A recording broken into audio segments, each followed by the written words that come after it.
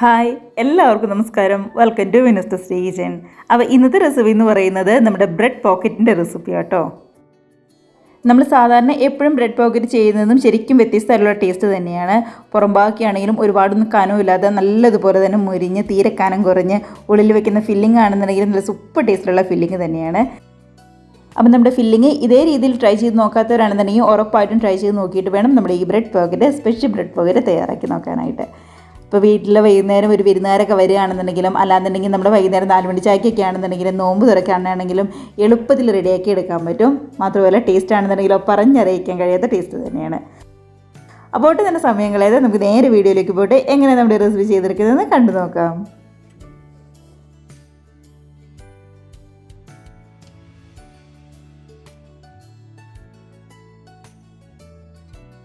നമ്മുടെ bread പോക്കറ്റിൻ്റെ filling തയ്യാറാക്കാനായിട്ട് ആദ്യം തന്നെ വേണ്ടത് ചിക്കനാണ്. ഞാനിവിടെ ഒരു 7-8 കഷ്ണം എല്ലില്ലാത്ത ചിക്കനായിട്ട് എടുത്തിരിക്കുന്നത്. അത് തീരെ കനം കുറച്ച് നമ്മുടെ ചോപ്പറിൽ വെച്ച് നന്നായിട്ട് തന്നെ ഒന്ന് ചോപ്പ് ചെയ്തെടുക്കുകയാണ് ചെയ്യുന്നത്. അപ്പോൾ നമ്മുടെ ചോപ്പർ ഉപയോഗിച്ച് നന്നായിട്ട് ഇതേപോലെ ഒന്ന് ചോപ്പ് ചെയ്തെടുക്കുന്നുണ്ട്. അപ്പോൾ ഇതേപോലെ തീരെ കനം കുറച്ച് നല്ല പൊടിയായിട്ട് ഇങ്ങ് ചോപ്പ് ചെയ്തെടുക്കുകയാണെന്നുണ്ടെങ്കിൽ വെന്ത് വരാനാണെന്നുണ്ടെങ്കിലും അല്ലെങ്കിൽ കഴിക്കാനാണെന്നുണ്ടെങ്കിലും നല്ല ടേസ്റ്റ് കേട്ടോ. ഇനിയിപ്പോൾ ഇല്ലാന്നുണ്ടെങ്കിൽ നമ്മുടെ ചിക്കൻ കുറച്ച് ഉപ്പും കുരുമുളകും കൂടിയൊക്കെ ചേർത്ത് കുക്കറിൽ ഒന്ന് വേവിച്ച് പതുക്കെ ഒന്ന് പിച്ച് എടുത്താലും മതിയോ. ഇതാണ് കുറച്ചും കൂടി നല്ല ടേസ്റ്റായിട്ട് എനിക്ക് തോന്നിയിരിക്കുന്നത്. അപ്പോൾ ഇതേപോലെ ഒന്ന് ചെയ്യാനായിട്ട് ശ്രദ്ധിക്കുക കേട്ടോ. അപ്പോൾ ഇനി റെഡിയാക്കാനായിട്ട് തുടങ്ങാം. നമ്മുടെ മസാല ഉള്ളിൽ വെക്കുന്ന ഫില്ലിങ് റെഡിയാക്കാനായിട്ട് തുടങ്ങാം. അതിനായിട്ട് പാനിലേക്ക് ഒരു 2 ടേബിൾ സ്പൂൺ നമ്മുടെ സൺഫ്ലവർ ഓയിലാണ് ഒഴിച്ചു കൊടുക്കുന്നത്. നന്നായിട്ട് ചൂടായി വരുമ്പോൾ 1 ടേബിൾ സ്പൂൺ ഇഞ്ചി വെളുത്തുള്ളി പേസ്റ്റ് നല്ലതുപോലെ തന്നെ ചതച്ചെടുത്താണ് അതും കൂടി ചേർത്ത് കൊടുക്കുക. അപ്പോൾ നമ്മുടെ ഈ ഇഞ്ചി വെളുത്തുള്ളിയുടെയൊക്കെ പച്ചമണം നല്ലതുപോലെ ഒന്ന് മാറി വരണം. ഇപ്പോൾ നമ്മുടെ പച്ചമണമൊക്കെ നന്നായിട്ട് മാറി വന്നപ്പോൾ നമ്മൾ ചോപ്പ് ചെയ്ത് വെച്ചിരിക്കുന്ന നമ്മുടെ ചിക്കൻ ഉണ്ടല്ലോ, അതാ നമ്മുടെ ഇഞ്ചിയുടെയും വെളുത്തുള്ളിയുടെയും പേസ്റ്റിലേക്ക് അങ്ങ് ചേർത്ത് കൊടുക്കുകയാണ്. അപ്പോൾ പേസ്റ്റ് എടുക്കുമ്പോൾ നല്ലതുപോലെ തന്നെ ചതച്ചെടുക്കാനായിട്ട് ശ്രദ്ധിക്കുക കേട്ടോ. ഒരുപാടങ്ങ് വലുതൊന്നും ആവാതെ നന്നായിട്ട് തന്നെ ചതച്ചെടുക്കുക. അതിനുശേഷം ഗ്യാസ് ഒരു മീഡിയം ഫ്ലെയിമിലേക്ക് ആക്കി കൈയെടുക്കാതെ നല്ലതുപോലെ തന്നെ ഒന്ന് ഇളക്കി കൊടുക്കുക. അപ്പോൾ ഗ്യാസിൻ്റെ ഫ്ലെയിം ഒരു മീഡിയം ഫ്ലെയിമിൽ മാത്രം വെച്ചാൽ മതി.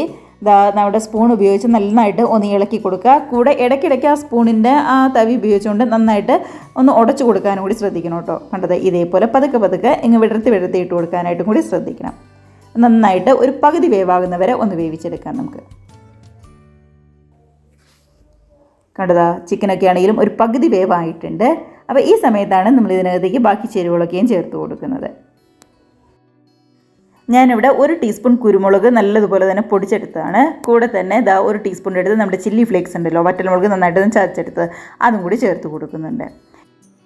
ഇനി വേണ്ടത് ഒരു 2 ടേബിൾ സ്പൂണിൻ്റെ അടുത്തേക്ക് തൈരാണ്. അപ്പോൾ ഒരുപാട് പുളിയുള്ള തൈരാവരുത്, എന്നാൽ തീരെ അങ്ങ് പുളി കുറഞ്ഞ തൈരും ആവരുത്. ഒരു 2 ടേബിൾ സ്പൂൺ അത്രമാത്രം മതി.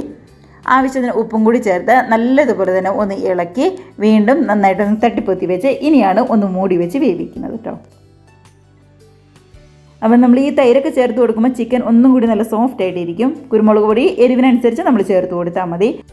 ഞാനിപ്പോൾ ഇവിടെ 1 ടീസ്പൂൺ നിറച്ച് തന്നെ എടുത്തിട്ടുണ്ട്. പാകത്തിനായിരിക്കും, ഒരുപാട് എരിവൊന്നുമില്ല. കറക്റ്റായിട്ട് നമ്മുടെ സോസും കൂടിയൊക്കെ വരുമ്പോൾ നന്നായിട്ട് തന്നെ വരും. അപ്പോൾ ഇതവിടെ നന്നായിട്ട് തന്നെ ഒന്ന് വെന്ത് വരട്ടെ. അപ്പോൾ ഒരുപാട് നേരമൊന്നും വേണ്ട. ഏറ്റവും കൂടി പോയി കഴിഞ്ഞാൽ മീഡിയം ഫ്ലെയിമിൽ വെച്ച് ഒരു 10 മിനിറ്റ് അത്രമാത്രം മതിയാവും. അതിനുള്ളിൽ നമ്മുടെ ചിക്കനൊക്കെ ആണെങ്കിലും നല്ലതുപോലെ തന്നെ ഒന്ന് വെന്ത് വന്നിട്ടുണ്ട് കേട്ടോ.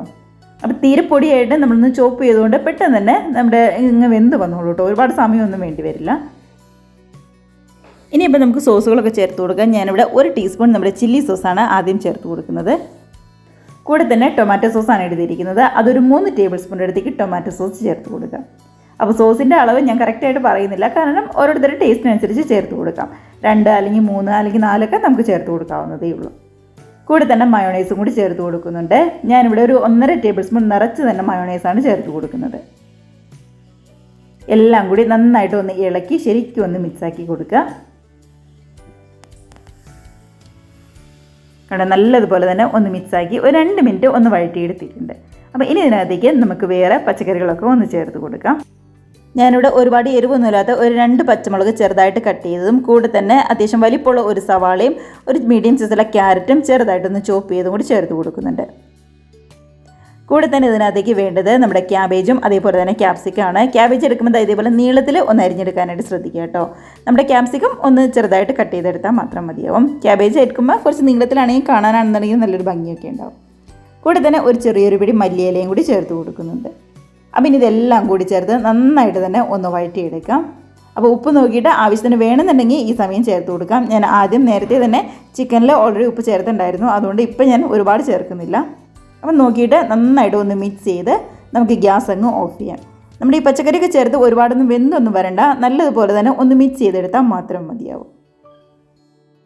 അപ്പോൾ എല്ലാ പച്ചക്കറിയോടും ചേർത്ത് നന്നായിട്ടൊന്ന് മിക്സ് ചെയ്ത് ഗ്യാസ് അപ്പം തന്നെ ഓഫ് ചെയ്യും. ഒരുപാട് അങ്ങ് ചൂട് കയറിയൊന്നും വരരുത് കേട്ടോ പച്ചക്കറിക്ക്, ഇത് മതിയാവും, കറക്റ്റ് പാകമാണ്. അപ്പോൾ ഇത്രയേ ഉള്ളൂ, നമ്മുടെ അടിപൊളി ഫില്ലിങ് ഇവിടെ റെഡി ആയിട്ടുണ്ട്. നമുക്കിതവിടെ മാറ്റി വയ്ക്കാം. ഇനിയിപ്പോൾ നമ്മുടെ ബ്രെഡ് പോക്കറ്റിന് മെയിനായിട്ട് വേണ്ടത് ബ്രെഡാണ്. ഞാനിവിടെ 10 ബ്രെഡ് എടുത്തിട്ടുണ്ട്. അപ്പോൾ ബ്രെഡ് എടുക്കുമ്പോൾ ഒരുപാടങ്ങ് ചെറിയ ബ്രെഡ് എടുക്കരുത് കേട്ടോ, അത്യാവശ്യം വലിപ്പമുള്ളത്, ഇത്രയും വലിപ്പമുള്ള ബ്രെഡ് വേണം ബ്രെഡ് പോക്കറ്റ് ഉണ്ടാക്കാനായിട്ട് എപ്പോഴും എടുക്കാനായിട്ട്. അതായിരിക്കും കുറച്ചും കൂടി നല്ലതും. നമ്മുടെ ഫില്ലിങ്ങൊക്കെ അതിൻ്റെ ഉള്ളിൽ നന്നായിട്ടൊന്ന് ഒതുങ്ങി നിൽക്കണമെന്നുണ്ടെങ്കിൽ അത്യാവശ്യം വലിപ്പമുള്ള ബ്രെഡ് തന്നെ എടുക്കുക. ഇനി ചെയ്യേണ്ടത് ഇതിൻ്റെ എല്ലാ സൈഡും ഒന്ന് കട്ട് ചെയ്ത് കളയലാണ് ചെയ്യുന്നത്. അപ്പോൾ ഞാനിവിടെ 2 ബ്രെഡ് വെച്ചിട്ടുണ്ട്. അത് 2 ബ്രെഡിൻ്റെ നമ്മുടെ സൈഡ് ഉണ്ടല്ലോ അത് ഒരേപോലെ തന്നെ അങ്ങ് കട്ട് ചെയ്ത് കളയുവാണ് ചെയ്യുന്നത്. അപ്പോൾ ഈ ബ്രെഡിൻ്റെ സൈഡ് കട്ട് ചെയ്ത് കളയുന്നത് കളയണ്ട, നമുക്കിത് മിക്സിയുടെ ജാറിലിട്ട് ഒന്ന് അടിച്ച് നമ്മുടെ ബ്രെഡ് ക്രംസ് ഒന്ന് റെഡിയാക്കി എടുത്താലും മതി. അപ്പോൾ അതവിടെ ഇരുന്ന് നമുക്കൊന്ന് റെഡിയാക്കി എടുക്കാം. അപ്പോൾ എടുത്തിരിക്കുന്ന 2 ബ്രെഡുണ്ടല്ലോ, നമ്മൾ കട്ട് ചെയ്തൊക്കെ വെച്ചിരിക്കുന്ന 2 ബ്രെഡ് നമ്മുടെ ചപ്പാത്തിക്കോല് ഉപയോഗിച്ച് നല്ലതുപോലെ തന്നെ തീരെ കനം കുറച്ച് അങ്ങ് പരത്തിയെടുക്കാം. നമുക്ക് ഒരുപാട് കനത്തിലൊന്നും ആവാതെ തീരെ കനം കുറച്ച് നമ്മളൊന്ന് പരത്തി എടുത്തിട്ടുണ്ട്. ഇനിയിപ്പോൾ പരത്തി വെച്ചിരിക്കുന്ന ബ്രെഡ് കറക്റ്റ് റൗണ്ട് ഷേപ്പിലാക്കി കട്ട് ചെയ്തെടുക്കണം. നന്നായിട്ട് മൂർച്ചയുള്ള എന്തെങ്കിലും വെച്ചുകൊണ്ട് കത്തിയോ എന്തെങ്കിലും ഉപയോഗിച്ചുകൊണ്ട് ഇതേപോലെ കട്ട് ചെയ്തെടുത്താൽ മതി. അപ്പോൾ ഇതേപോലെ സ്റ്റീലിൻ്റെ അടുപ്പൊക്കെ ആണെന്നുണ്ടെങ്കിൽ പെട്ടെന്ന് തന്നെ കട്ട് ചെയ്ത് കിട്ടും. അത്യാവശ്യം വലിപ്പമുള്ള ബ്രെഡ് ആയതുകൊണ്ട് നന്നായിട്ട് തന്നെ അത്യാവശ്യം വലിപ്പത്തിൽ തന്നെ നമുക്കൊന്ന് കട്ട് ചെയ്തെടുത്തിട്ടുണ്ട്. അപ്പോൾ നമ്മൾ ഈ അടപ്പെടുക്കുമ്പോൾ തീരെ ചെറിയ അടപ്പെടുക്കരുത് കേട്ടോ. ഇതേപോലെ അത്യാവശ്യം വലിപ്പമുള്ള കട്ടർ ഉപയോഗിച്ച് തന്നെ ഒന്ന് കട്ട് ചെയ്തെടുക്കുക. അങ്ങനെ 10 ബ്രെഡും നല്ലതുപോലെ തന്നെ പരത്തി നമ്മളിവിടെ റെഡിയാക്കി വെച്ചിട്ടുണ്ട്. 5 എണ്ണം നമുക്ക് കിട്ടിയിട്ടുണ്ട് കേട്ടോ. കേട്ടോ ശരിക്കും പൂരിയുടെ ആ ഒരു വലുപ്പത്തിലൊക്കെ നമുക്ക് കിട്ടിയിട്ടുണ്ട്. ഇത് മതി. അപ്പോൾ ഇനി ഇത് പതുക്കെ ഒന്ന് കോട്ട് ചെയ്ത് ഫ്രൈ ചെയ്തെടുക്കണം. അപ്പോൾ കോട്ട് ചെയ്യാനായിട്ട് ഞാനിവിടെ ഒരു ബൗളിലേക്ക് 1/4 കപ്പ് മൈദയാണ് ചേർത്ത് കൊടുക്കുന്നത്. കൂടെ തന്നെ ഇതിലേക്ക് ഒരു 1/4 ടീസ്പൂൺ എടുത്ത് നമ്മുടെ ചില്ലി ഫ്ലേക്സ് ചേർത്ത് കൊടുക്കാം. ഇല്ലാന്നുണ്ടെങ്കിൽ നമ്മുടെ കുരുമുളക് പൊടിയാണെന്നുണ്ടെങ്കിലും കുഴപ്പമില്ല കേട്ടോ. ആവശ്യത്തിന് ഉപ്പും അതേപോലെ തന്നെ കുറച്ച് വെള്ളവും കൂടി ചേർത്ത് ഒരുപാട് ലൂസും ആവാതെ എന്നാൽ നല്ല കട്ടിയാവാതെ പാകത്തിന് ചേർത്ത് ഒന്നിങ്ങ് മിക്സ് ചെയ്തെടുക്കുക. അപ്പോൾ വെള്ളം ഒഴിക്കുമ്പോൾ ഒന്ന് നോക്കിയിട്ട് കുറച്ച് മാത്രം ഒഴിച്ചു കൊടുത്ത് ഇതേപോലെ മിക്സ് ചെയ്താൽ മാത്രം മതി. കണ്ടോ നന്നായിട്ട് തന്നെ നമ്മുടെ മിക്സ് ഇവിടെ റെഡി ആയിട്ടുണ്ട്. അപ്പോൾ ഇത്രയേ ഉള്ളൂ. കൂടെ തന്നെ ബ്രെഡ് ക്രംസും ഞാനിവിടെ എടുത്ത് വെച്ചിട്ടുണ്ട്. നമ്മൾ ആ നേരത്തെ സൈഡൊക്കെ കട്ട് ചെയ്ത് ബ്രെഡ് ഉണ്ടല്ലോ ആ സൈഡെല്ലാം കൂടി മിക്സിയുടെ ജാറിലിട്ട് നന്നായിട്ടൊന്ന് പൊടിച്ചെടുത്തതാണ്. ഇനിയിപ്പോൾ ചെയ്യേണ്ടത് കട്ട് ചെയ്ത് വെച്ചിരിക്കുന്ന നമ്മുടെ ബ്രെഡ് മൈദയുടെ മിക്സിലും അതേപോലെ തന്നെ നമ്മുടെ ഈ ബ്രെഡ് ക്രംസിലും നല്ലതുപോലെ തന്നെ ഒന്ന് കോട്ട് ചെയ്ത് ഓയിലിട്ട് ഫ്രൈ ചെയ്തെടുക്കലാണ് ചെയ്യേണ്ടത്. അടുത്ത ഇതേപോലെ ബ്രെഡ് ക്രംസ് നല്ലതുപോലെ തന്നെ ഒന്ന് കോട്ട് ചെയ്ത് വെക്കാനായിട്ട് ശ്രദ്ധിക്കുക. അതിനുശേഷം നേരെ എണ്ണയിലേക്കിട്ട് നന്നായിട്ട് തന്നെ നമുക്കൊന്ന് ഫ്രൈ ചെയ്തെടുക്കാം. ഇത് കറക്റ്റ് ഒരു പൂരിയുടെ വലുപ്പത്തിലുള്ള നമ്മുടെ ബ്രെഡായിട്ടാണ് കട്ട് ചെയ്തിരിക്കുന്നത്. തീരെ ചെറുതാവരുത്, അങ്ങനെയാണെന്നുണ്ടെങ്കിൽ കട്ട് ചെയ്യുമ്പോൾ ഭയങ്കര ബുദ്ധിമുട്ടായിരിക്കും. അതുകൊണ്ടാണ് ഞാൻ പറഞ്ഞത്. എന്നാൽ ഇത് ഒരുപാട് വലുതും ആവേണ്ട, അതായത് ഇതേപോലെ കട്ട് ചെയ്ത് വെച്ചാൽ മാത്രം മതി. നമ്മുടെ 5 ബ്രെഡും ഇതേപോലെ ഒന്ന് കോട്ട് ചെയ്ത് വെച്ചിട്ടുണ്ട്. ഇനിയിപ്പം ചൂടായ എണ്ണയിലേക്കിട്ട് നേരെ ഒന്ന് ഫ്രൈ ചെയ്തെടുത്താൽ മാത്രം മതി. അപ്പോൾ ഗ്യാസിൻ്റെ ഫ്ലെയിം എന്ന് പറയുന്നത് ഞാൻ എപ്പോഴും പറയുന്ന പോലെ ഗ്യാസ് ഒരു മീഡിയം ഫ്ലെയിമിൽ മാത്രം വെച്ചാൽ മതി. ഹൈ ഫ്ലെയിമിലും വെക്കേണ്ട, അതേപോലെ തന്നെ മീഡിയം ഫ്ലെയിമിലും വെക്കേണ്ട, ഒരു മീഡിയത്തിൽ മാത്രം മതി. ഇതിപ്പോൾ അതൊക്കെ മുകളിലേക്ക് ഇതേപോലെ ഒന്ന് എണ്ണ കോരി ഒഴിച്ച് കൊടുക്കുക. അപ്പോൾ ശരിക്കും നമ്മുടെ പൂരിയൊക്കെ വീർത്ത് വരുന്ന പോലെ തന്നെ വീർത്ത് വരുന്നുള്ളൂ കേട്ടോ. തീരക്കാനം കുറച്ചങ്ങ് പരത്തിയത് കൊണ്ടാണ് ഇതേപോലെ വീർത്ത് വരുന്നത്. അപ്പോൾ 2 വശം മുരിഞ്ഞ് നന്നായിട്ടൊന്ന് വന്നപ്പോൾ കോരിയെടുത്ത് മാറ്റി വയ്ക്കാം. അപ്പോൾ ഇതേപോലെ തന്നെ നമ്മുടെ ബാക്കി 4 ബ്രെഡും പെട്ടെന്ന് ഒന്നിങ്ങ് ഫ്രൈ ചെയ്തെടുക്കാം നമുക്ക്.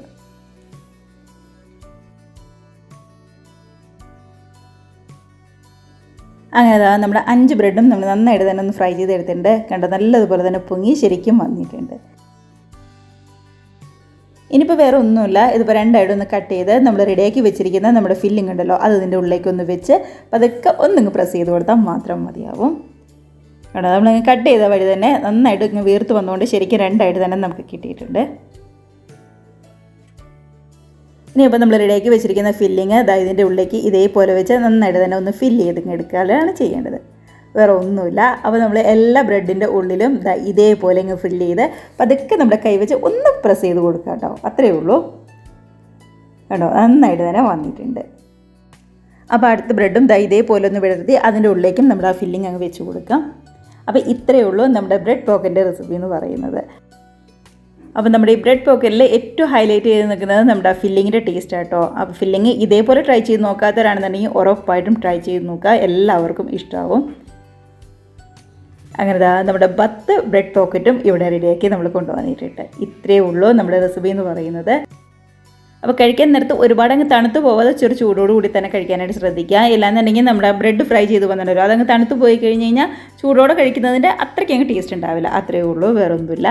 എല്ലാവരും ട്രൈ ചെയ്ത് നോക്കുക, ഹാപ്പി ആയിട്ടിരുന്ന് കഴിക്കുക. വീഡിയോ ഒക്കെ നിങ്ങൾക്ക് ഇഷ്ടമായിട്ടുണ്ടെങ്കിൽ ഒന്ന് ലൈക്ക് അടിച്ച് മറ്റുള്ളവരിലേക്ക് ഒന്ന് ഷെയറും കൂടി ചെയ്യാനായിട്ട് മറക്കല്ലേ. അപ്പം നമുക്ക് ഇതേപോലുള്ള പുതിയ നല്ല അടിപൊളി സൂപ്പർ ടേസ്റ്റുള്ള റെസിപ്പീസും വീഡിയോസൊക്കെ ആയിട്ട് വീണ്ടും കാണാം. അതുവരെ എല്ലാവർക്കും ബൈ.